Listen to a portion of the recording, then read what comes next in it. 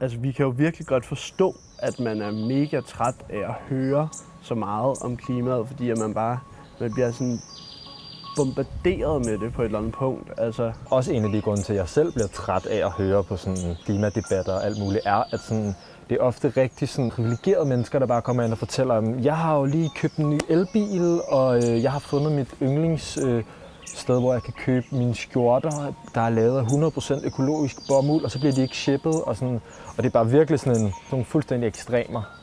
Så meget med til at fremmedgøre jer hele sådan, og gøre noget. Så tror jeg, der er så mange, der bare står af og sådan, okay, jeg kan ikke gøre noget alligevel. Jeg hedder Oscar, jeg er 23 år, og jeg er så den ene stifter af Ren Sti.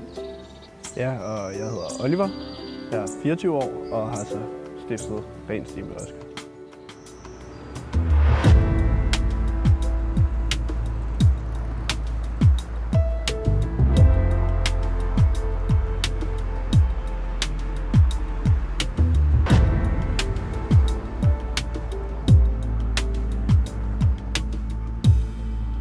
Første gang man hører, og isen smelter, og havene stiger og alle mulige ting, så er man sådan, fuck indeni-agtig og virkelig sådan engageret og sådan noget. Men så sådan, når man bare hører det 15 gange hver dag, så ignorerer man det lidt for sådan at kunne cope med det. Man kan også hurtigt føle, at hvis man ikke vasker med kastanjer og spiser vegansk, og så er det ikke nok. Der er sådan lidt klimashame, eller sådan, hvis ikke man gør alting rigtigt, så er det bare, så skal man slet ikke gå ind i den arena. I stedet for at fordømme folk for ikke at gøre nok, så prøver vi bare at gøre det nemmere at gøre mere. Noget af det mest effektive, man kan gøre, er at kompensere for sin CO2-udledning. Og så skal alt andet også komme med. Men hvis du starter med at kompensere, så er du bare kommet rigtig godt fra start.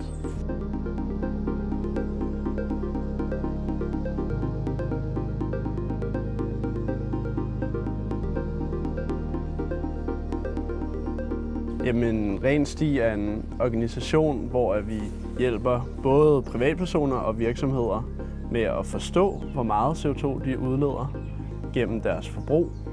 Så som privatperson tager du en test, hvor du svarer på for eksempel, hvor meget kød du spiser, hvor meget du flyver, om du har bil osv. Ja, så hvis du finder ud af, at du udleder 1 ton CO2 hver måned, så kompenserer vi 1 ton CO2 på dine vegne hver måned. Det er f.eks. at plante skov, eller beskytte skov, eller indfange metan.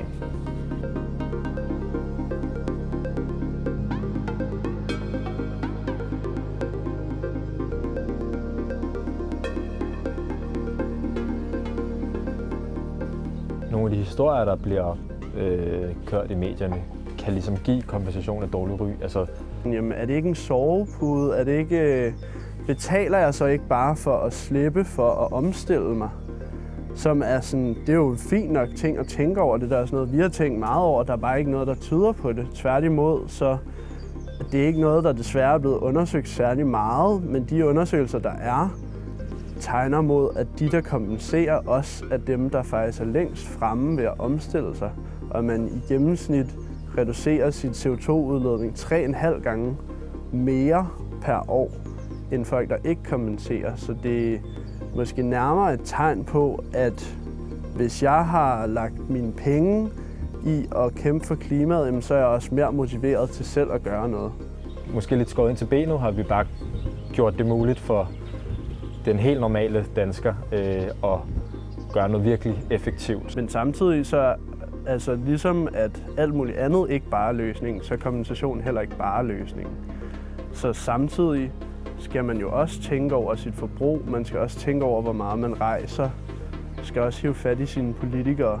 I virkeligheden er vores mission jo også at sådan lidt ændre den måde, man sådan tænker og taler om klimaet på. Lige nu er det meget sådan, alle forskellige løsninger bliver virkelig sådan isoleret, og der er ligesom bare ikke én løsning på det.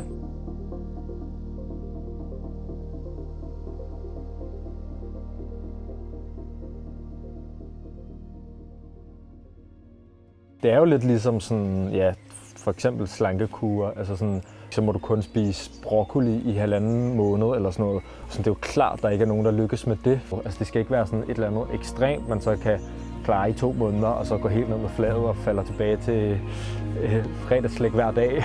Altså, og det er jo det samme i klimaet. Man bliver nødt til ligesom at finde sin egen måde og sådan kæmpe den her kamp på. Noget, man kan holde ud, og noget, man synes er fedt i virkeligheden. Det skal ikke være en sur pligt. Altså, sådan, man skal ligesom prøve ligesom at finde fede måder at leve mere klimavenligt på, sådan, så man ikke bare går og er sindssygt bange og faktisk spiser mad, man ikke kan lide. Altså, sådan, det er ligesom også lidt det projekt, vi har, ikke? Der er det ligesom meget nemt at være med på.